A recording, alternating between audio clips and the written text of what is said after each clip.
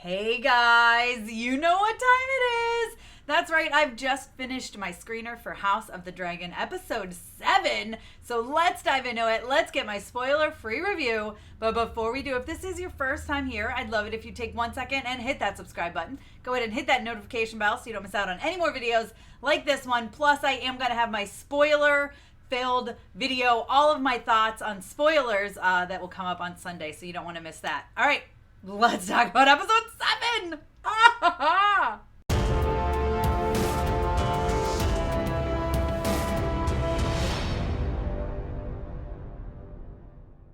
You guys, I thought last week, honestly this whole season, but basically I thought last week's episode 6, this is peak Game of Thrones, there's some serious stuff going on. Well, they always say the most family drama happens during either a wedding or a funeral. We already got the drama surrounding a wedding, so of course we get the drama surrounding a funeral. That's right, there is no time jump in this episode. It continues pretty much exactly where episode 6 left off, and we are at Lyanna's funeral, right?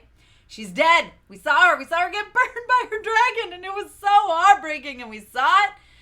And now we're at her funeral, and that means the whole entire family must come together. So, of course, there is going to be so much drama because, first of all, we know everyone and their mother is making accusations. And that's just a statement, by the way. That's just a saying. I'm not saying everybody and their mother literally, but everybody and their mother is accusing Rhaenyra of, her children being bastards. They're not her husband's kids. This is what they're saying. So, of course, it's family drama, so that's probably going to get brought up, right?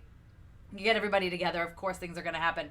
But also, because of the circumstances, we get a reunion of sorts. Now, it's a reunion of many people. Of course, everyone's seeing each other for the first time in a while. But that means we get Rhaenyra and Daemon seeing each other. And that's all I'm going to say, because I don't want to give spoilers. But I was very excited to see them come together and have some conversations. It was lovely to see and to hear some High Valyrian being spoken, I mean, you guys probably saw I shared that meme with the goosebumps whenever they speak it. And so perhaps we get some moments like that, but there's a lot of stuff going on in this episode. What I love is this basically is probably 24 hours of time, maybe 48 hours. I don't even think it's that long.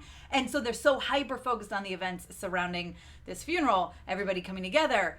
Maybe allegations are made, certain things are happening, things are going down, we get some dragons, we get some moments with all the kids, right? All the kids come together, they're cousins, they don't like each other, they're kids, right? They're fighting, they bully each other. We saw last episode how they bully each other with the pig, and so of course there's some stuff like that going on here. The tensions are high with the kids too. Tensions are high with the adults, but tensions are high with the kids too. So there's some issues that go on there, some fighting. Maybe some of it's physical. Maybe some of it's just, hurling words that will hurt each other. Maybe it's a bit of both. I don't know. I mean, I do know, but I'm not telling you guys. So there's a lot going on here between the children. And of course, like I said, between the adults. And then we've got the king and the queen, right? Queen Alicent, let me tell you, I have really adored that character from the beginning. There's just something about her that I really, really enjoy about her, and she's really coming to her own and really becoming extremely powerful in this episode. And she pulls in some power moves, and I'm like, goodness, that girl. Okay, she's not afraid to get her hands dirty, I guess, right? So no matter what the consequences might be. So that was lovely to see that. But the king and the queen, they've got tensions between each other, the tensions with other people. Basically, it's one big family drama fest at a funeral. That's what we get. That's pretty much what we see from beginning to end. That's mostly what this episode focuses on. Like I said, it's pretty much a 24 to 48 hour period, I think, probably somewhere in between those two. And we got a lot of awesome things. There's a lot of awesome things. I feel like that's all I can say. The dragons are very cool. There's one really, really cool moment of the dragon flying over water and cityscape, and I loved that. Then we see a couple of other dragons. It's not as intense as that one scene, but it's lovely to see. I really enjoy the visuals of the dragons, and they've continued that on. There's stuff going down, and this feels like the next episode. I feel like the next episode is going to be bonkers. Like, this was really good because it was just like family drama and intense and stuff bubbling to the surface and so much happening that I can't talk about.